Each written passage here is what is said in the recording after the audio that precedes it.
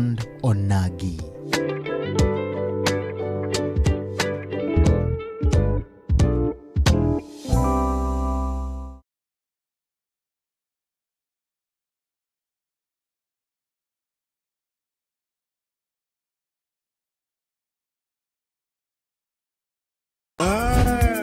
Chuny Onagi TV. Chuny Onagi TV. Adundo Jaluo. Wapuro wach. Kaka oganda. Watwak. Kaka jo ot achiel. En mbaka. Mar jodongo. Mbaka. Kod deye.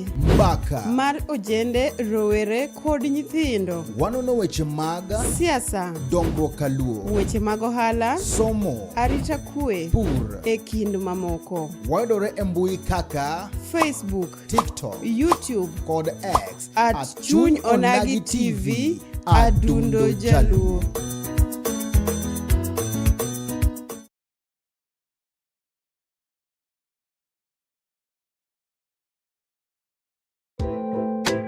Ma en duond onagi.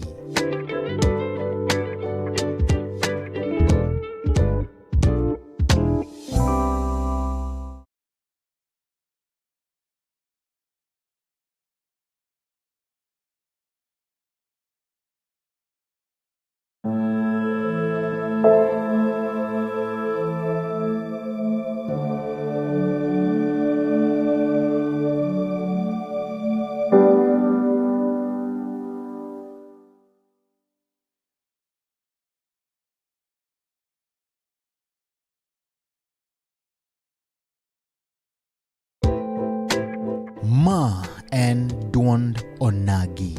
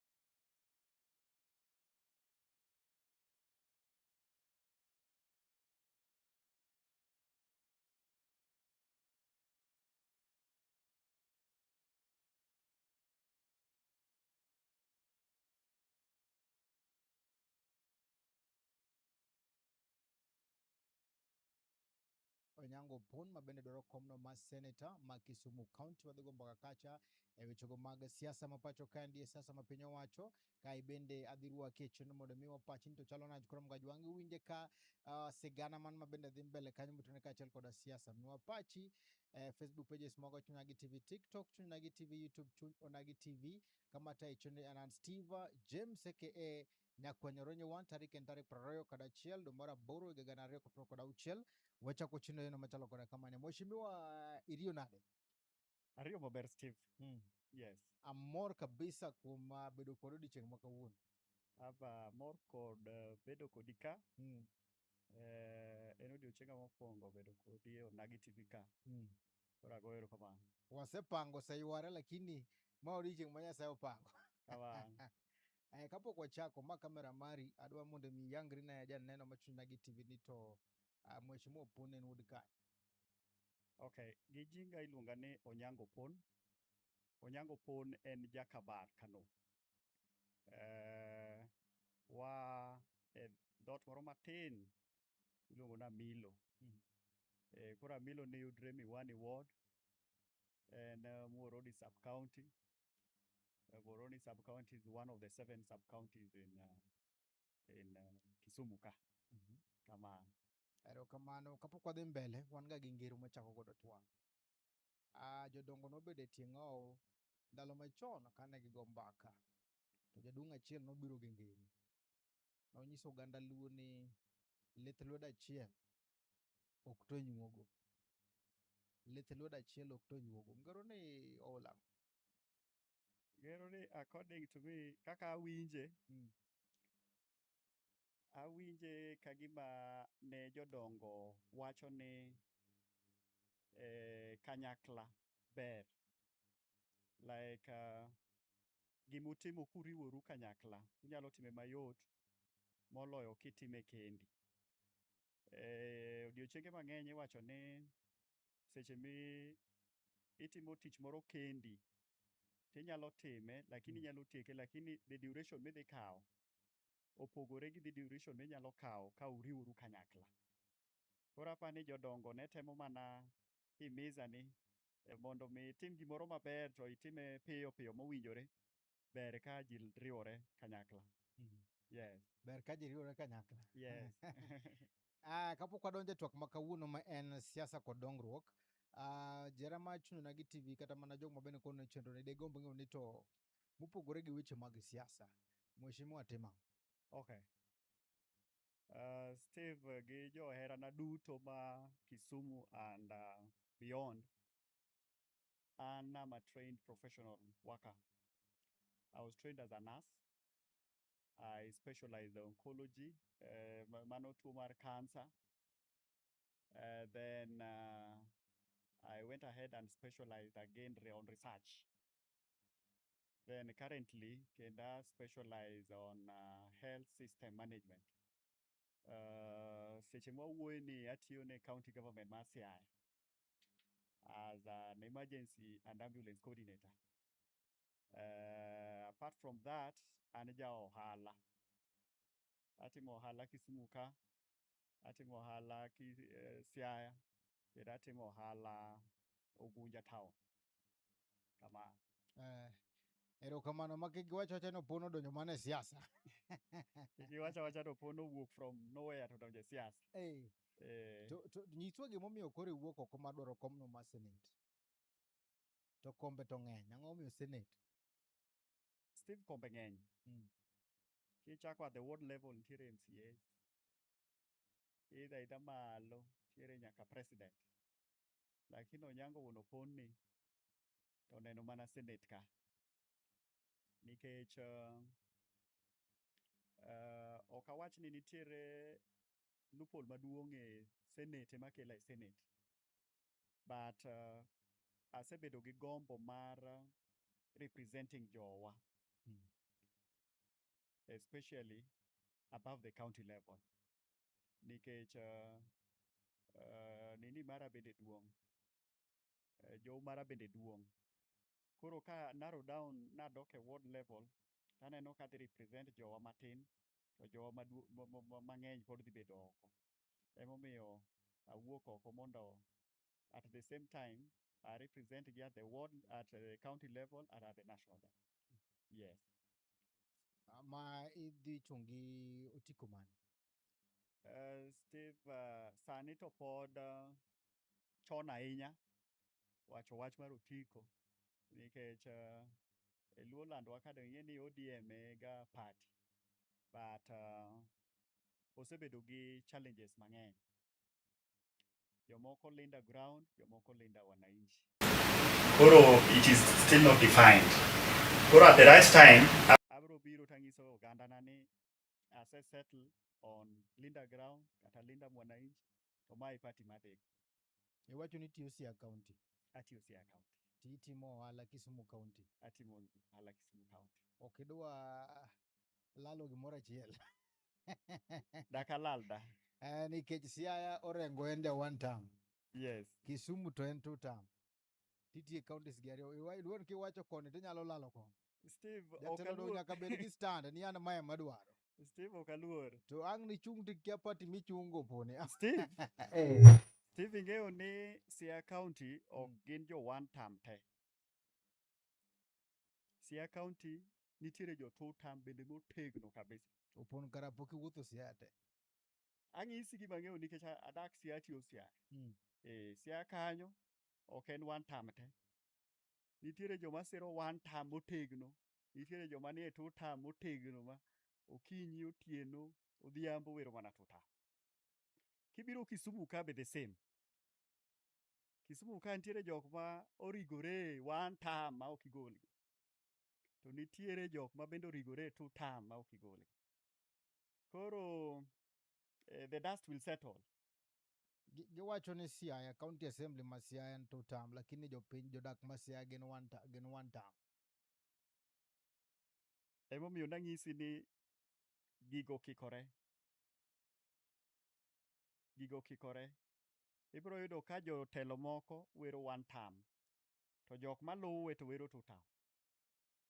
It is their right. Ibiro yudo ka jopiny to dwaro one term. To jotendgi to wero two term. Gilokore. Gikikore. Kamano Steve.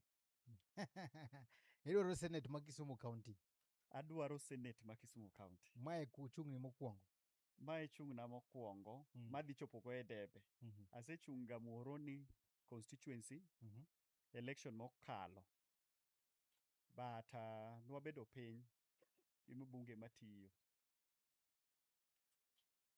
Mana dok chien mang'ise ni kitur to kong'iso ni inyap. Mana wene awamuno manwawinjore kode nodhi tiyo. Emomiyo I called it off. Nichung' tiwe, ichung' ma jopiny oyie ni dhi chung'. Tichak iweyo ne ng'ato mondo mi ochak odhi okaw gino. Steve nachung'. Ing'e ni mheshimiwa matiyono nokele siasa gi babana. Koro kanoneno ka an bende atweyo piny maber, to osewuoyo koda to kawinje, to dhi ir mamana maduong'. To keto mamana maduong' to wuoyo gi mamana. To mamana osamona e dala. Ok oluonga, macha nok luong, macha osamoni. To en mamana bende manahero kabisa manawinjo. Koro koluonga to ng'isa ni wuoda, pod in gokang' mabor. To Onyango Koyoni, babani ema nokele siasa. Koro kichung' kode to ng'iso ni pingo babani e lo. Koro an bende gino nodonjona. Moluongo Onyango Koyo mwabet piny, mwawuoyo, mawacho nadhi wene. Kamano e kaka nawene. To jok manogeno kuomi ko notimore nade? Aluongogi mang'isogi stand mara gi jodalawa mane gibe ne gidonje. Jogo duto te mane supporta nosapote e last election. Iwacho ni history repeats itself. Historia nuore. Adiri mane mo wan godo ni mheshimiwa Opon wang' no kidhi loko kura ne ng'ato? Steve, wacho seche mani penja ni be asechunga. Nang'isi ni nachung' to kachope debe. Nikech Lakini nitiere sani sani- jok mabende koro brand ni Opon to wang'eyo ochungo lakini COVID tielo ariyo to weyo. Mano jabedo. Adiri mane ma koro japiny nyalo wacho ni wang' ni to mheshimiwa nyaka chope debe? Apani jok mong'eya mo believe in me ong'eyo nabiro gi strength bende mopogore gima nabiro go last time. To kendo assurity bende masemiyogi ni kata tek, kata yom, kata chal nade, to wadhi chope debe. And that will stand. Last time nichung' niloro gi tiko mane? Ne ane ODM. To wang' ni? Wang' ni Steve ang'isi ni Chama pod ogwenyore. Chama pod ogwenyore. Chama pod ogwenyore, but machiegni ni wadhi define party mwadhi chung' godo. Pod we are open to parties. So long as ni party ma will align with our agenda as youths. Yes. Wan gi leadership structure mopogore opogore kaachiel kod governors mabende wan godo gi positions mag sirikal gi. Ng'ato kowinjo ni mheshimiwa Opon chung' e komno ma Senate, dwaro mare kata gombo mare kata mana lek mane ma samoro nyalo bedo godo kuomi ni magi ma ema idhi timo kaluwore gi gima bende Senate onego bed ni timo ma ok timre gi sani? Steve, mano penjo maber kabisa. devolution nobiro 2013. Manyiso ni Kisumo ka wasebedo gi senators adek. Donge kama. Kendo election mwadhiye ni wadhi bedo gi senator mar adek. Donge. To tij senator maduong' en ni onego bed ni oversee performance mag county government. Onego bed ni ong'iyo ni gini county no onego tim kama. Allocation ni noket ne county no onego time kama. Bende otime. Project moro county no onego bed ni oketne kama. Onego bed implemented kata e sub county ma kama. Mano bende otim. Secondly, tij senator maduong' kendo en defending the resources ma malo at the senate level. Nikech senator ema itimore nade? Ema koselos budget to biro ikalo tikelo kony. Koro it is upon the senator mondo ong'i ni county na cha chal kama. Manyiso ni mae gima katero kocha cha to dhi konyo jowa. Koro mano bende tije maduong'. Mano be I'm ready kendo I'm going to do that. Tij senator kendo en debating. Okel motion ma seche moko ok favor oganda wa. Seche moko en motion ma hinyo oganda wa.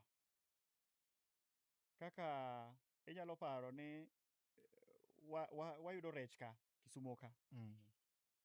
To processing industry oter kanye? Thika.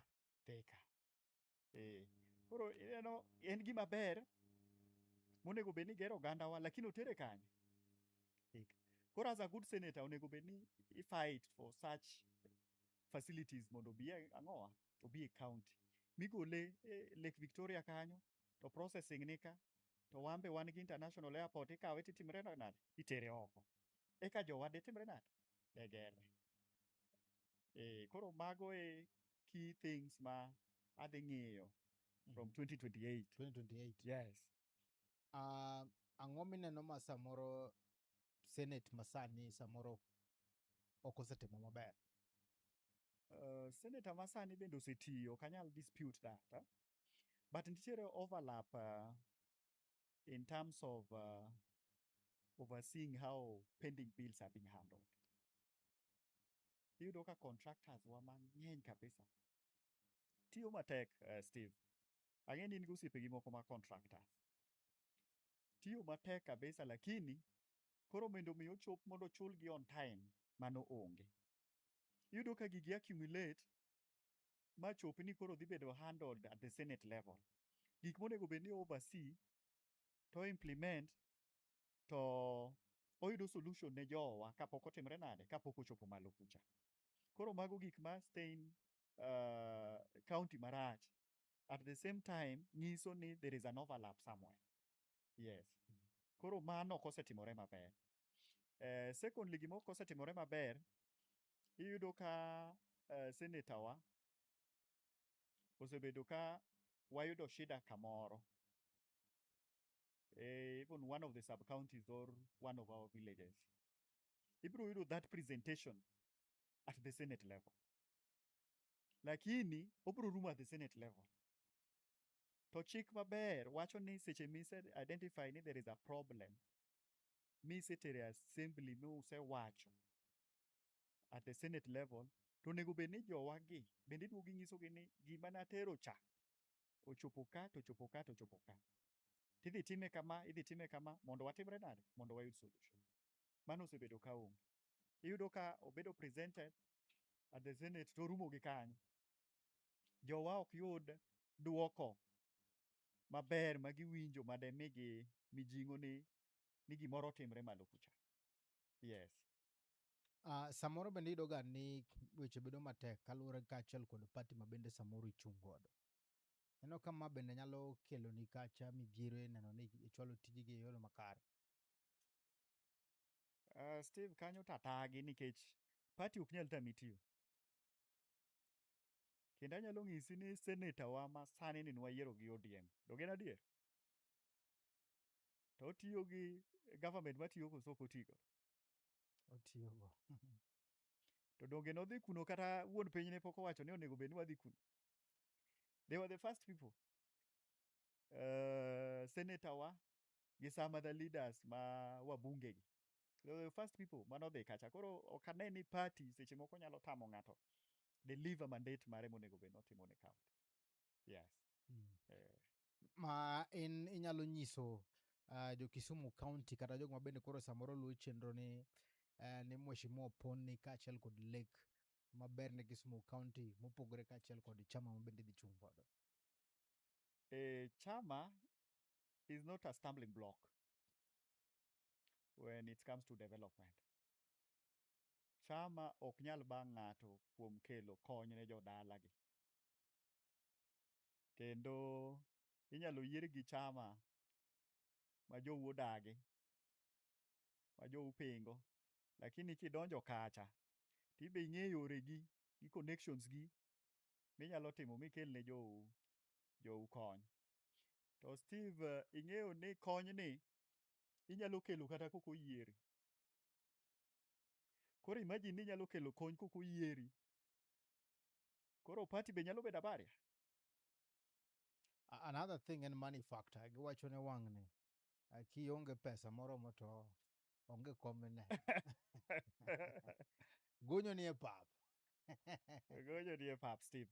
Ti jogo makawo telo gi pesa, ti jogo mabende koro kawo telo nikech ajenda mabende gin godo ne japiny. Steve, adwa ng'isi ni pesa bende nitie morom. But mano siasa mwagolo e jo dalawa. Nikech ng'ato biro to gonyi. Oyudi at your desperate point. To gonyi to dhi lal higni 3 kata 4. Ka ji ochomo yiero to chako timore nade? Ochako duogo gi pesa. Ng'ano konyi koso ng'ano nego ogandawa. Koro kobiro sa pesa to nitie. But mano siasa ma nyaka watimre nade? Nyaka wagole ogandawa. Wadwaro lokruok makende. Emomiyo ineno kata ka wakawo time kabisa mondo wawuog ogandawa at the lowest level. Mondo ng'e ni this money will not count after 2028. What will count en development ma ng'ani o promise ni odhi timre nade? Nodhi kelo. Koro siasa mar pesa waikore ne lakini it's not the way to go. Yes. Campaign isechako. Asetimo gimiluongo ni mapping. Asetimo gimiluongo ni mapping Kisumu County ka. Aseringo 7 sub-county, 35 wards.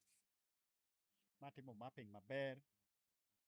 Mang'eyo ni seme chakre ka, rumo ka, gi wards gi 4 go. Asedhi Kisumu West. Ang'eyo ni Kisumu West chakre ka, rumo ka, gi wards gi 5 go. Asebiro Kisumu Central ka. Aseng'eyo ni territory mare o cover kilometers adi e 6 wards gego. Asedhi Kisumu East. Bende asewuotho e wards 5 go te. Asedhi Nyando. Asewuotho e wards 5 go te. Asedhi Nyakach. Asewuotho e wards 5 go te nyaka Muhoroni wards 5 go te. Koro ang'eyo ni Muhoroni chakre kama kama to rumo kama kama. Kadok Seme to chakore kama kama, rumo kama kama. Kadok West be the same. Kadok Nyakach bende ang'eyo kuma Homa Bay kwanyego. Koro siasa koka dhi chako maber. Nikech ang'isi kanyo ni an gi launch mara on 23rd, this coming Sunday. This coming Sunday. Adwa time iluongo ni Kano Nyakach Declaration. Abo bedo gi church service at Otho Faithway. To first point mara mar rally biro bedo Ombei Market. Ombei Market no ema nonro wawuokie. Emomiyo adwa nachak kode. Then adonjo Miwani.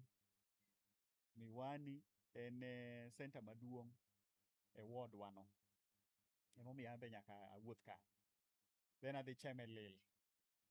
Chemelil en ga headquarters mar Muhoroni. Emomiyo awacho ni nyaka nyon kanyo. Tadhi kamiluongo ni Awasi.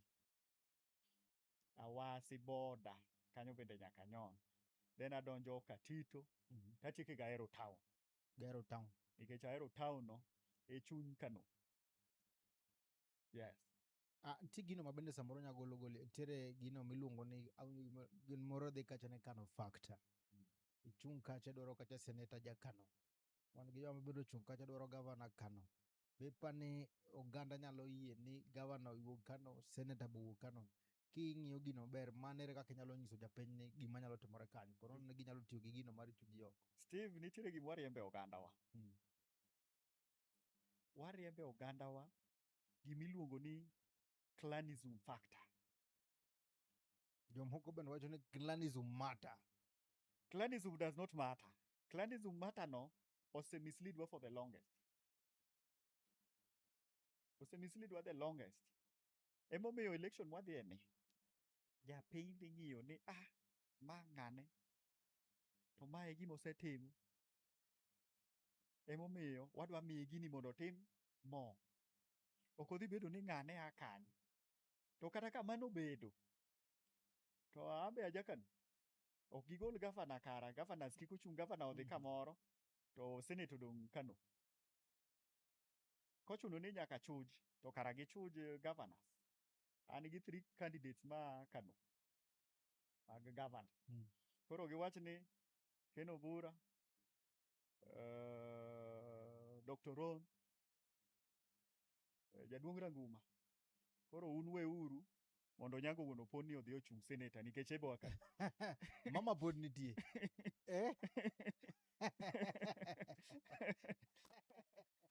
Gima ber Steve. Gima Steve ber Steve. Okati ni dhi chakira ini jaji. Gima ber Steve. Gima ber Steve ni mama mane gaya cha. Mama cha na seiko. Koro ng'ama dhi gaya sani onge. Mama mane gaya cha. Wang' no kiwuok onge mbaka migi. Nyasaye nosekawo ma kano. Maber oyweyo. Koro gaya dhi bedo matek kabisa. Mama na maduong' mane gaya cha koro onge. En mano gaya ka. Koro onge. Koro ng'ama nyaka gaya en mana governors 3 gi. Nyisgi ni koro Onyango Wuon Opon ni odhi e senate, governor water kamoro. Kochuno ni nyaka tim ma. Erokamano kwang'e ne kaunti ma Kisumu kaachiel kod dongruok mage ma bende samoro dhi mbele. Neno ka bende kaunti ma Kisumu ni entiere kama onego bedie ki compare gi counties mamoko. Kaunti wa Kisumu ok wan maber ahinya. To bende ok anyal wacho ni wan marach ahinya. But kama wantiere ni to nwaingo. Nonego bed ni waingo ka. King'iyo the rate kaka counties moko dhi mbele, nonego bed ni waingo ka by now. Yes, Steve. Nitie gino bende samoro dhi mbele, wan gi corruption bende nitiere e county, wan gi cartels kaachiel kod gigo bende samoro timore mamiyo revenue ok nyal choko e yono makare. Measurement mage mineno ni pono ni do leadership ni dhi kete maneno ni Kisumu odonjo okang' mamalo. Steve, cartelism dakitie. Nikech nitiere jok ma survive with cartelism the longest. Corruption tinyalo tieki. To corruption inyalo tieki mana ka uwinjoru gi jotelo moyierugo ne oganda. Nudwa tiyo ne oganda gadieri gi bithruok. Yes. Koro yore mag tieko corruption to ng'eny e county ka. En mana ni being ni koro waonge opportunity mar tiyo kawuono.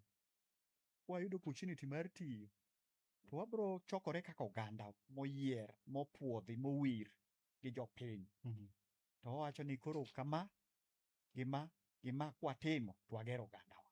Erokamano ni make managi kanyo da dhi yuma tini modh pi matin ka wadugo to wadhigo kacha mbaka koro mga jwang' chutho to e wechego mabende koro mulo oganda Luo ka koro sani wan kacha gi broad based to wan kacha gi one term to bende wan kacha kachiel kod dongruok mopogore opogore. Wadhigo mbaka telo mar ariyo kendo wadhi chako kachiel kod somo ote mari kinyiso ni to pachi to en many koro mga jwang' porono ne king'iyo kacha ng'wech mabende wan godo gi sama chalo koda kama kama bende koro wakayo ga 2,027 mwadhi donjo kacha koro e yiero maduong'. Wadugo bang' sama chuok. Ma en duond onagi.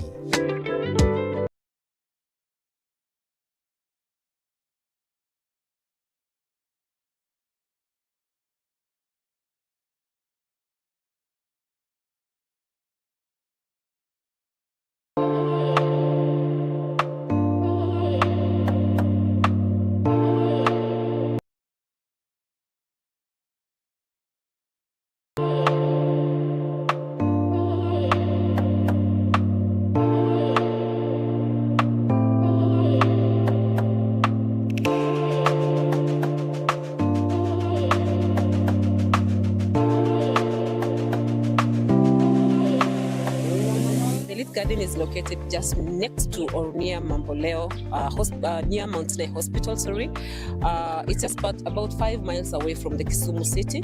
It's about 10 minutes from the Kisumu International Airport. The Elite Garden has a lot of private space. So if you're looking for such private space in Kisumu, then you have it, the Elite Gardens. We have rooms starting from 2,500. We even have rooms going for 3,500. That is for bed and breakfast. Meals, we do meals on order, and of course we do fresh food.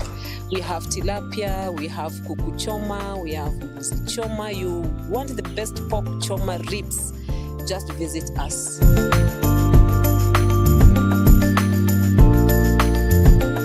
Be thinking of where to host your birthday party, just choose us. We'll give you the best package.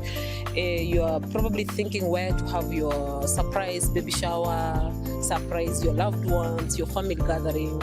Just choose the Elite Gardens. We're here to serve you, and we're sure we'll give you the best.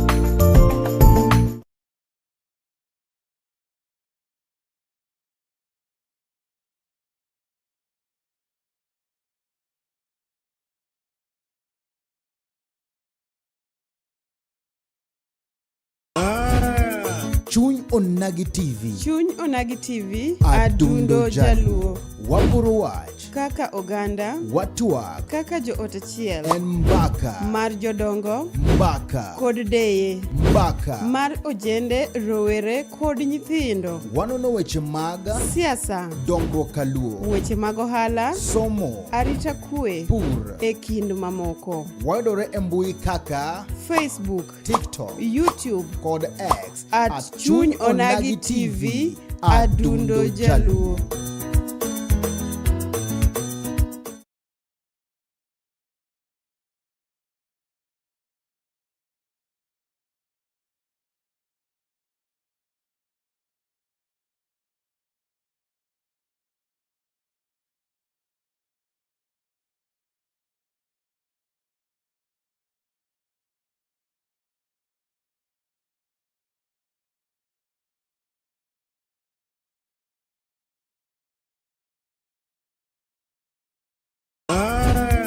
Chuny Onagi TV. Chuny Onagi TV. Adundo Jaluo.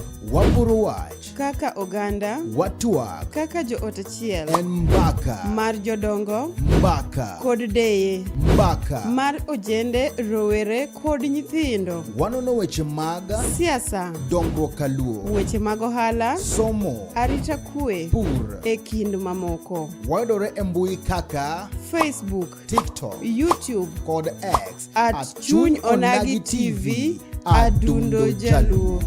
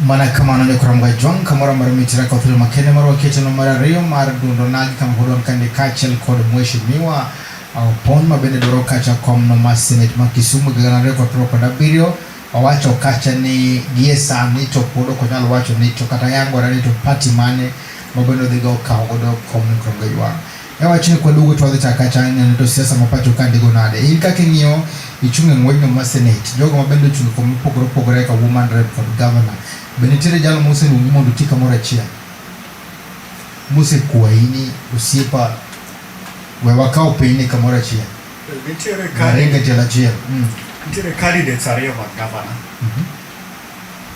ose approach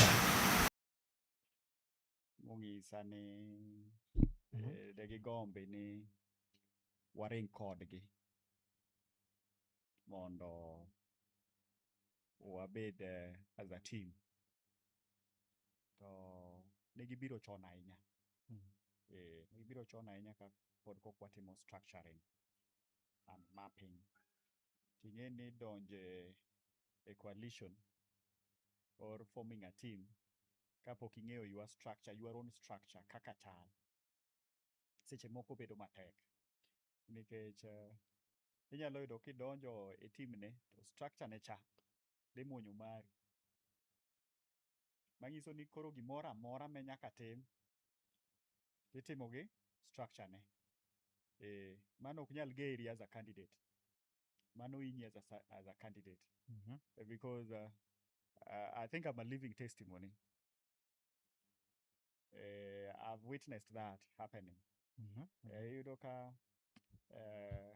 governor oluongo ng'ato ne osire mondo ring go as a deputy to structure mar governor cha odhi omodho mar deputy te from malo nyaka piny koro ng'ama inyalo ga winje e team mar deputy no en ga deputy no himself manyiso ni koro key decisions ki make tiyudo ka deputy no ema nitiere e committee koro I thought it was too early koro I told them it was too early mondo girit I lost my own structure atim mapping awuon mondo ang'e Kisumo maber koro makata koro wariworenwa waringo kamoro achiel to waringo kang'eyo kuma Kisumo chakre gi kuma Kisumo giki tang'eyo structure na from the county level county coordinator up to the ward level ward coordinator yes but women rep mora mora to ge mose approach mondo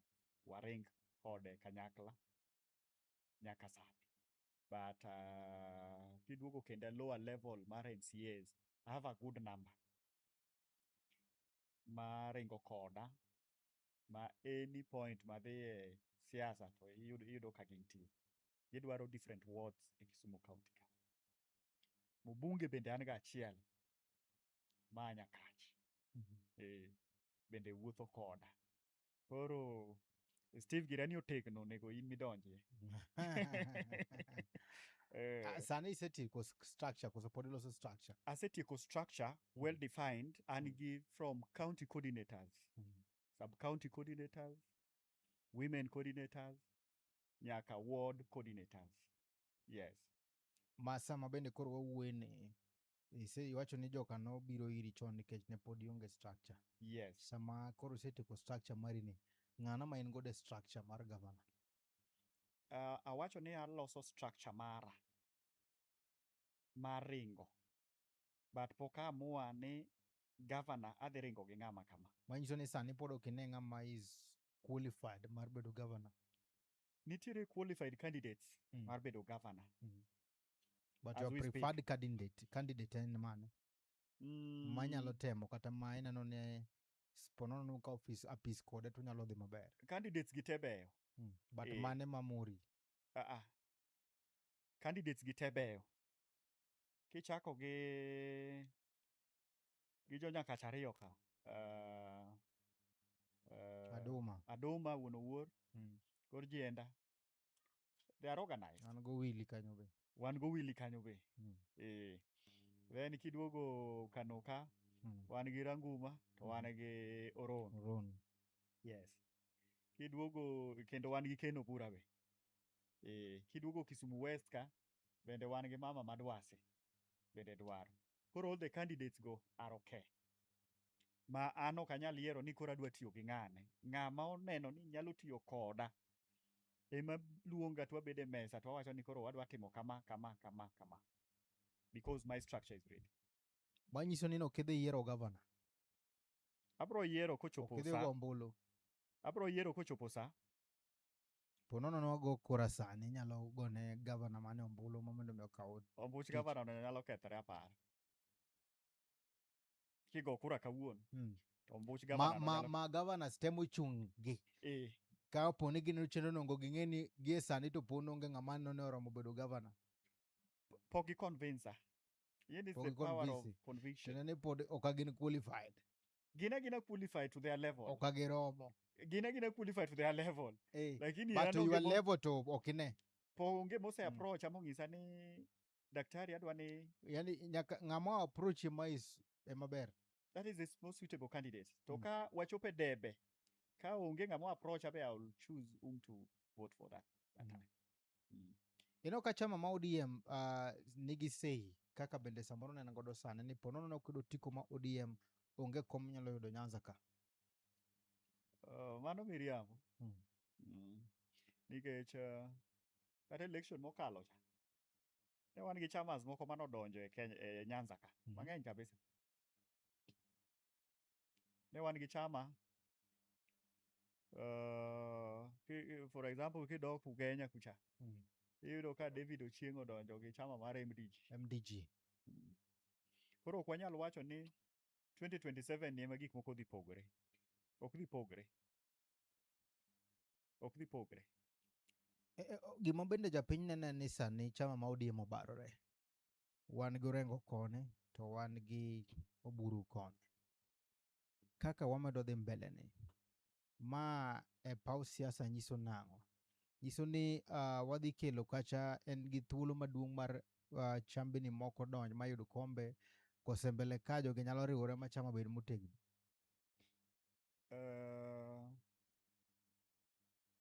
Steve, chama mar ODM ok dhi riwore. Chama mar ODM kako osebarore no ok dhi riwore. To barruok mar chama no bende dhi miyo ji opportunity mang'eny mar yiero ni an achungi ODM, an achungi Linda Party, an achungi chama mane. So long as ni ideologies magi realign maber gi party miyiero. To gimomiyo ang'isi ni party mar ODM ok dhi duogo mabed party. Ang'eyo gavana Orengo maber. Nikech asetiye tiende the longest. To en bende gimowacho nodwaro to dwaro. To koni bende nyawang'aya ma chair mar ODM bende ang'e maber. Nikech en nyakewa gi e dala. En bende gimowacho nodwaro to dwaro. Koro ji ariyo mong'eyo seche mang'eny ok inyal riwogi ma giwinjre ma gilos gimoro achiel ne oganda. But pogruok no dhi miyo ji opportunity mar yiero ni wachung' koni koso wachung' koni. Dhi miyo oganda wa thuolo mar yiero. Opogore gi chon cha ma kane en ODM to en ODM. Ma kokichung' gi ODM ti iwiro ni range moro mopogore. Mano ok dhi bedo election mwadhiye. Yeah. Erokamano. Kineno limbe ma bende samoro Linda Mwananchi temoga mondo mi gibi tim rally mag Nyanza kanono ka gitimo limbe Kisumu ka gichagi dhi timo Homa Bay. Tono kaka macha be notimore. Ranyisi ni inyalo wache nang'o kata gima bende koro dhi mbele kandi.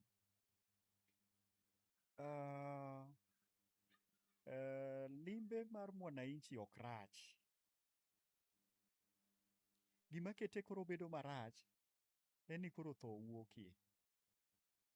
To tho okuog nang'o? Tho wuoke mag oganda wa. For the recent Linda Mwananchi tour ma Homa Bay. Nineno maber kaka ji onegre. Tiyudo ka jaluo nego jaluo. Jaluo nego jaluo. Ok jaluo neg kata okuyu, jaluo nego jaluo. Onego wabed gi platform maber ma ka en Linda Mwananchi mabiro ringo Kisumo, tiwenegi freedom, ing'isogi ni koro Kisumu polise dhi ritou, utim rally u mondo utimru nade? Udhiyo. Ka ODM ema ochus ni biro Kisumo, ing'isogi ni okay, udwa biro chieng' mane? Ubiro chieng' Saturday, okay. Wadhi miyou polise dhi ritou, sell your policies and go. Tineno ka koro gini koro ketowa e state ma koro communities te koro ng'iyowa kaka bila mokia kuma dhiye, okia kuma owuokie. Nikech wadhaw within ourselves. To dhapwa ni waome nyaka jirendewa ma Waluya, ma shemechewa.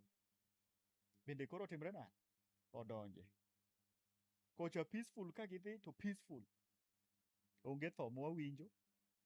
Onge tho mane wawinjo Trans Nzoia. Onge tho mane wawinjo Bungoma. Onge tho mane wawinjo Kakamega.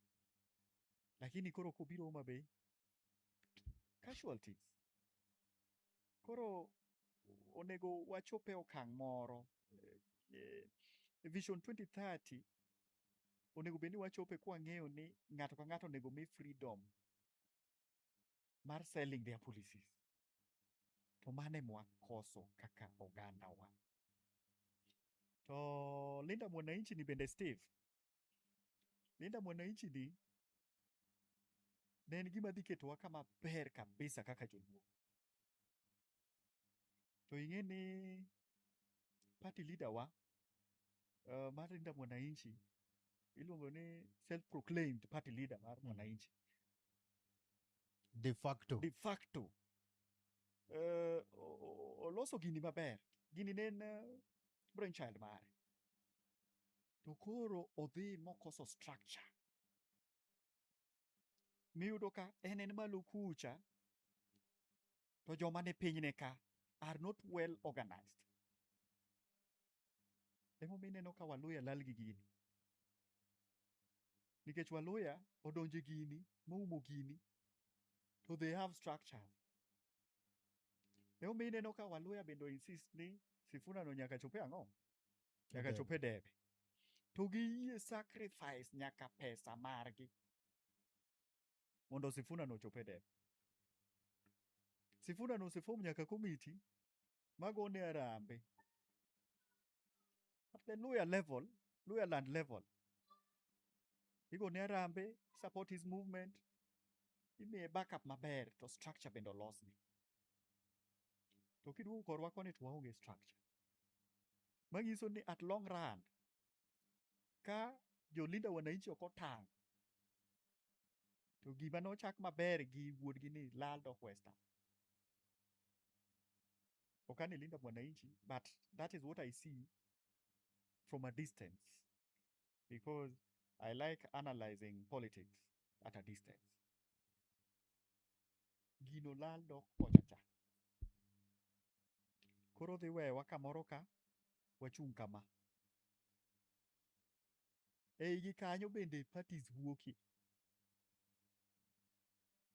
Ineno ka Misi bende osegolo party ne. Sifuna bende biro gi party. Wan bende seche moko wanyalo biro gi party.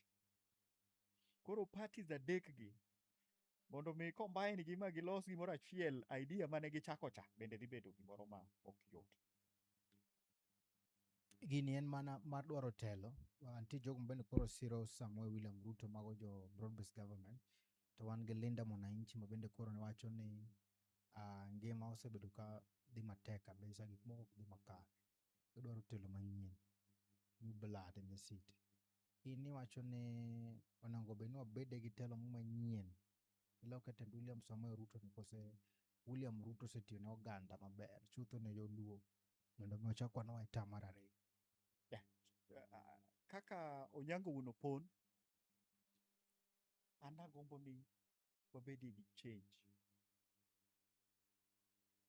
Lakini koro William Ruto ni wadwa wile gi ng'a? That is the next question.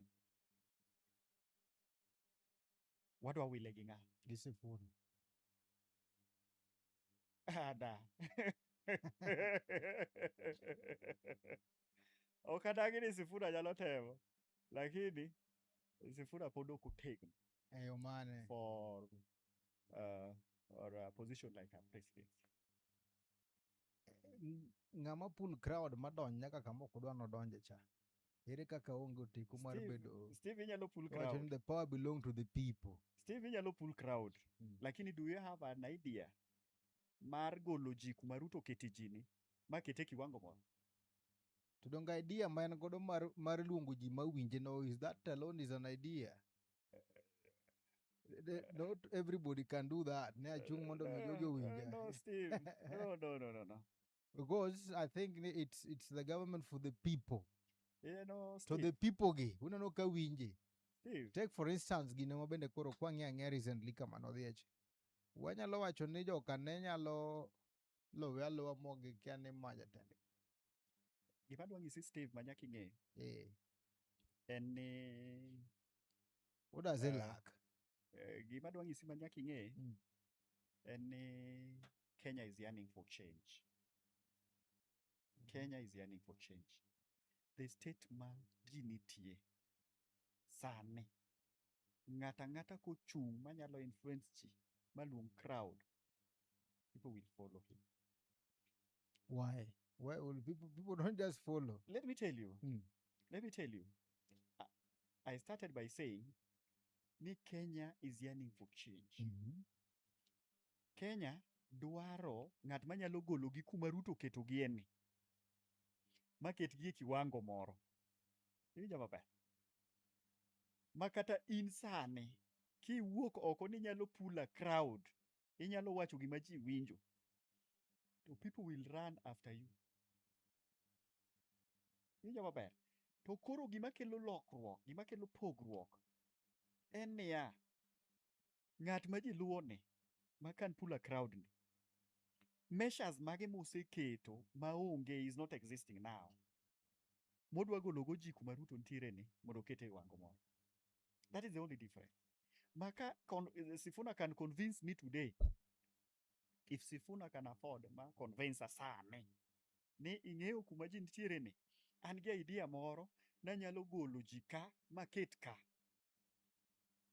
Mai, abro convince joga te gi family na te mondo wagone Sifuna kura. To mano pok owuok openly mowachona. Gima neno kotimo en pulling crowds and selling himself. I keenly watched presentation mar Sifuna gi Okwara.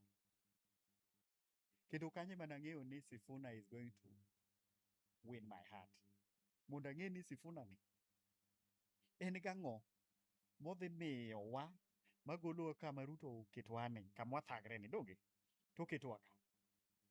I was keenly looking forward for that, but I never saw. Gima nowacho maber, nodhi kelo expertise to bedo piny to gero ne structure to ng'ise ni ma onego tim kama, ma onego tim kama, ma onego tim kama. Kanye mana differ kode, nikech for you to come out as a presidential candidate without knowing ni mae kama country nitie, mae gima the country is lacking, mae kuma country onego bedie, idwa convince na agoni kura na. Koro mano ne rach. Mano was a minus to me. What if we say that is just to encourage public participation, because a president Bene cannot know everything? Number one, and is involving the people. We odwa kelo serikal mar japiny. Japiny dwaro ang'o? Moko chiwacho ni magi ma mwadwaro. Okadagi Steve. Mana kaka imbe wacho chania, you are still building a structure. Yes. Iwuothi neni to konde ma Kisumu gi chalo na tang'o Yes. ma gidwaro. Mondo mi come up with gima a solid dream mabendo miyo japiny. Koro kana wacho ni sometimes odhi kelo expertise. Sometimes it's not good in agriculture. Kia gima japur kalie cha. Okelo ng'ama osomo tij cha to nyise ni bana magi ma mwadwaro sekta mar agriculture. Okelo ng'at ma samoro winjo wechego mag pith. Magi ma mwadwaro, magi to mane gima omiyo japiny. Steve, Yes. ing'eyo ni awacho ni I was building a structure. To after building a structure, eka inena ka adhi launch campaign mara dong.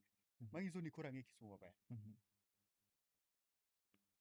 Gima Sifuna nonego tim kata kawuono mondo convince wago, iwinja, en ni Sifuna onego ng'e ni Kenya ni kama chal nade, iwinja, to Kenya ni ang'o gang'o ma nyaka watim mondo wagole kama entiere ni mondo wachope e level mo. I am advocating youth for youth. Wapenje ne penjo achiel. Yes. Ipanda ang'o momiyo Linda Mwananchi ywak mondo gigol William Samoei Ruto e telo?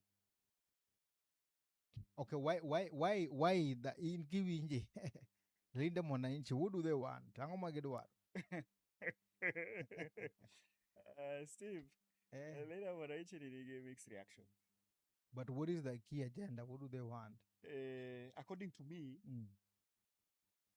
me, kaka Onyango Monopon, Linda Mwananchi dwaro nogol Ruto e telo. Wawagi kanyo. King'e William Samoei Ruto, ne jogo ma samoro ok ne berne. In kaka jal ma bende samoro osewuotho iseng'e achiel ariyo adek, bedo dwaro kom mar Senate no nyiso ni in gi wisdom moro kata ng'eyo moro ma kaka sirkal bende ringo. Inyalo nyisa ne japiny ni to tend William Samoei Ruto bendo ber koso nitie kaka wanyo japiny, waduoke koso watim nang'o? Steve, nang'isi ni be nitie gik ma wanyalo wacho ni William Ruto osetimo mondo mi odog e telo? Nitiere gik mosetimo, but ok nyis ni wawacho ni onego odog e telo. Hie japiny hinyore moloyo jo middle class gi joma ni malo kucha. Koro seche miwacho ni Ruto dog e telo, to manyiso ni jopiny ka dhi kawi differently, iwinjo. Emomiyo awacho ni seche ma candidate biro biro mang'isa ni Ruto osetimo mogik ka, anto an gi ideas mar gole ka kete ka, so that is what I would support. Let me come to your question. Gik ma Ruto osetimo as a president nende. To ng'ato seche moko bende kotimo maber ti Ipako. Iwinja. Wach mar affordable housing is transforming most of our towns and centers. Kibiro Tigero gi counties te. Kibiro kamoro kaka Siaya, ibiro yudo a serious structure mar affordable housing. In fact, kidonjo e Siaya, to en mikuongo nene. That alone is a plus to him. The same Siaya kacha, naneno ka gikelo, giriwore gi governor, gigero a level 6 hospital, a level 5 hospital. Waduke ne kia duke mana matin awacho mar affordable housing. Do you think ni Kenyans, okay, it's a good thing, but ben wadware sane? Was it necessarily important at this point, having that affordable housing? Yeah, infrastructure does not have a definition when you want it or when you don't want it. It doesn't require time. Onyalo biro at any time. So ang'o gini ma bende samoro is building the economy of the country? Mondo mi ibed with an economy ma bende samoro koro japiny ok nyal ywak ahinya, mana kaka ne wacho ni sirikand William Samoei Ruto ni ohinyo japiny ma japiny cha to middle class ma samoro bende bedo favored. Gima gero piny en industry. That is number one. Number two, en empowerment. Yini seche ma ikelo industry, Wawuondre kata ne idhi Nyakach kacha, Central Nyakach tigero kata cotton factory. A factory mar cotton mobedo equipped maber will employ not less than 1,000 people. So between affordable housing to gi cotton factory, ere manyalo konyo japiny? The industries will do as compared to the affordable housing. Manyiso ni at this point nokonego bed ni wabedo with these affordable houses. Why? Does it mean ni affordable So mano is kobiro not to an industries? achievement. Does it mean ni affordable kobiro to industries are not being... Nikech when you look at the pesa mabende samoro geto in these affordable houses, all the 47 counties get affordable housing. Sani no ka wan gi a lot of insecurity mabende kelo go jende mabende ok yud tich. Yeah, that is true. One of them is because of lack of jobs. Yeah. One factor mabende nyalo employ oganda mang'eny are factories. Yeah. So your piny bende penjo ni this affordable housing, yes, they are good, but is there income magikelo ne japiny? Moingo kano get factories to is absorbing our people to jigero to even the government bend is also benefiting. Steve, let me ask you. Between not between. Let's pick a sample Kisumu County. King'iyo laborers, skilled and unskilled. Which one is high? Non-skilled. Non-skilled. Non-skilled gi are benefiting a affordable molo industries minyalo kel.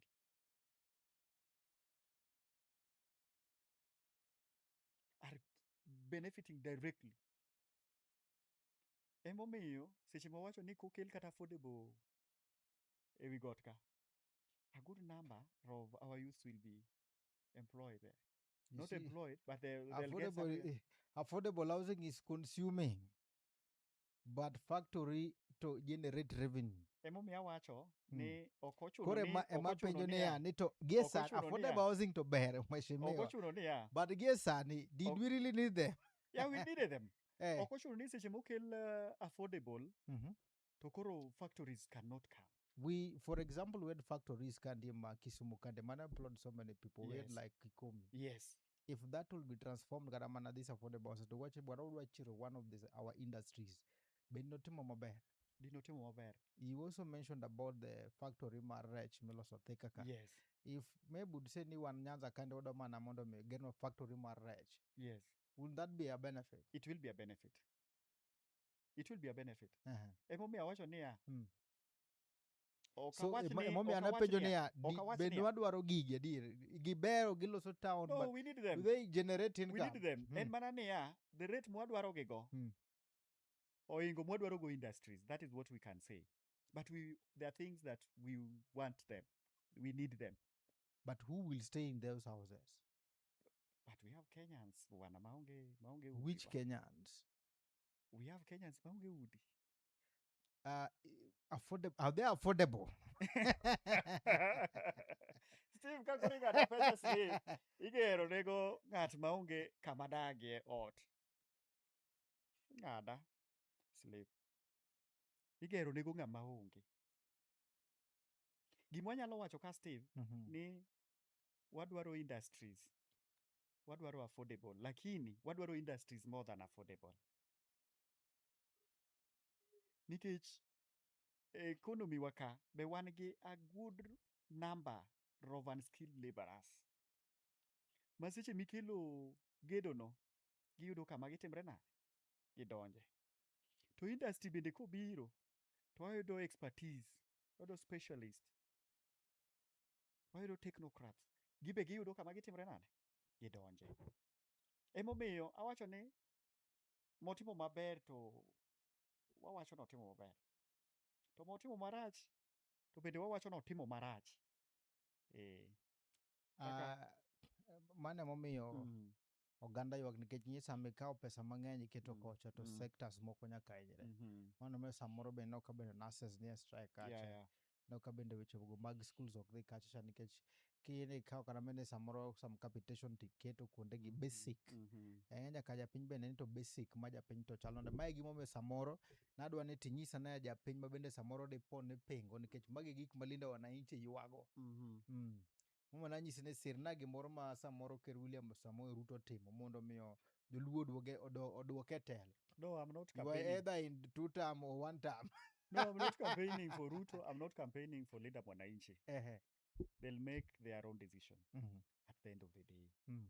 But an bende ang'eyo, Mhm. Steve, ni kwachomo debe next year, to dhi yudo kwaseyudo a clear candidate ma can define ni mae kama economy wa nitie.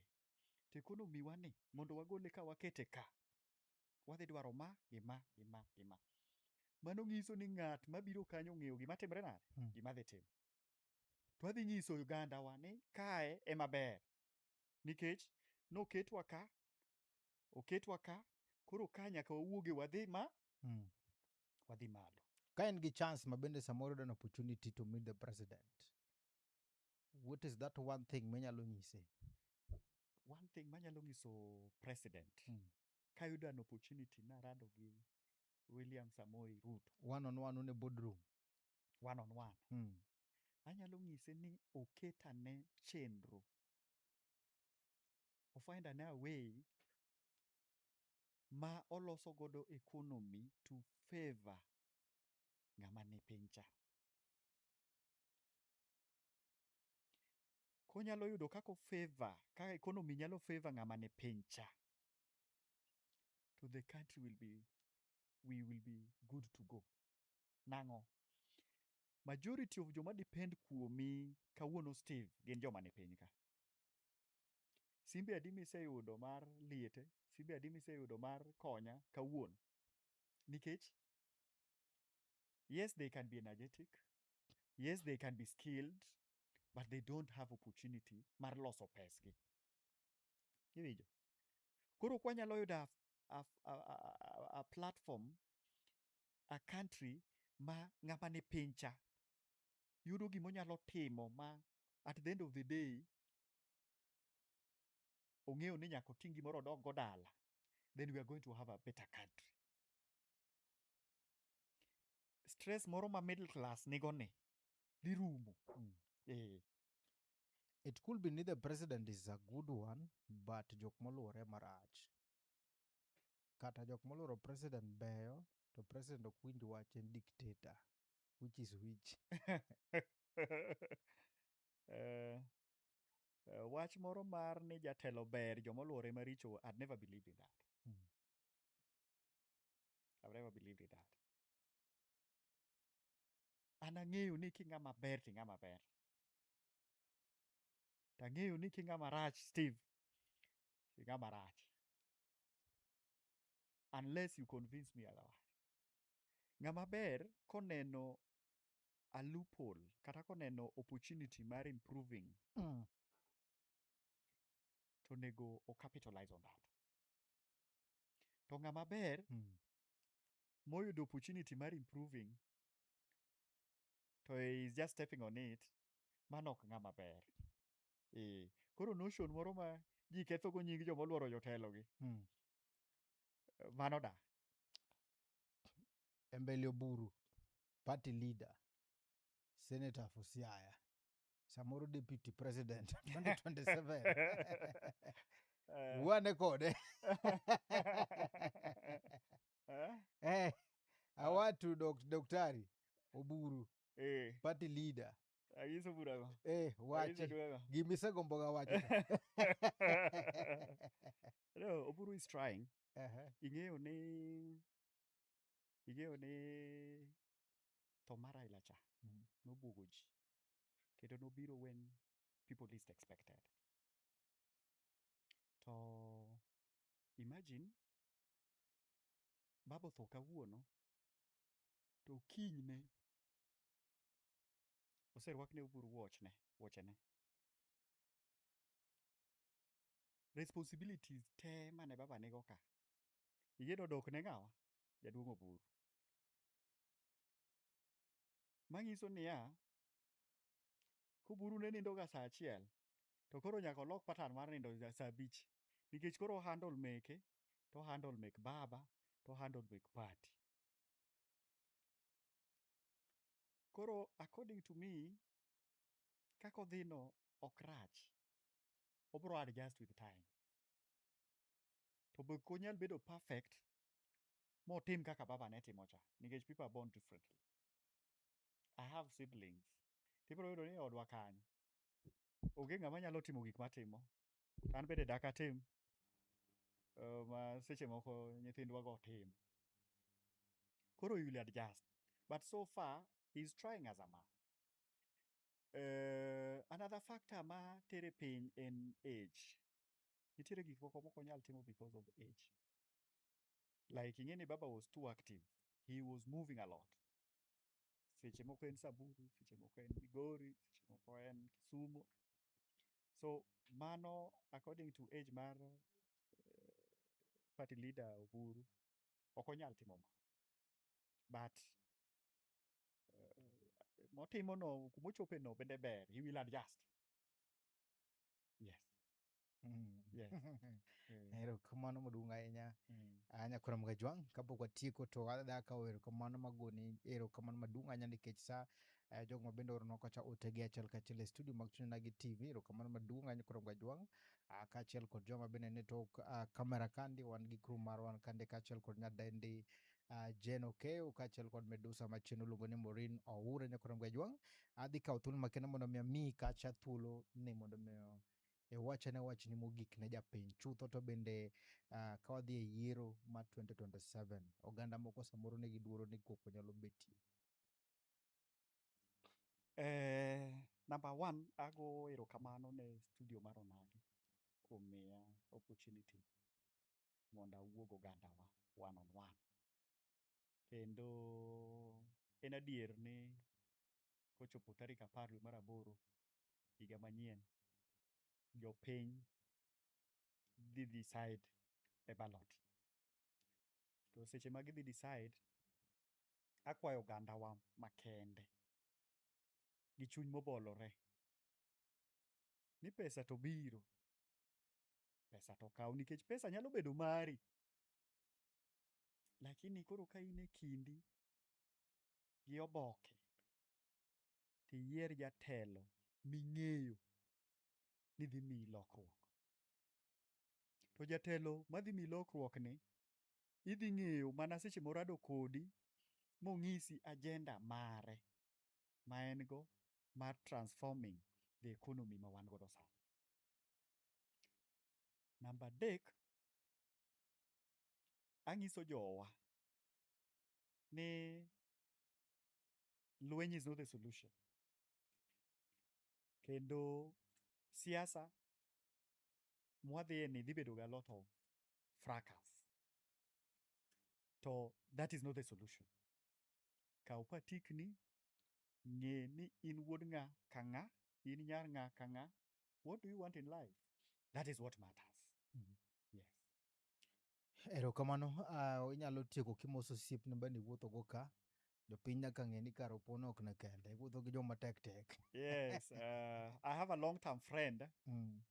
He's a very long-term friend. Way back 2016. Ang'e wachako osiep ko wakia ni wan wede. Waduogo wang'e ni wan wede after 2 years. Koro en ora, to kendo en osiepna.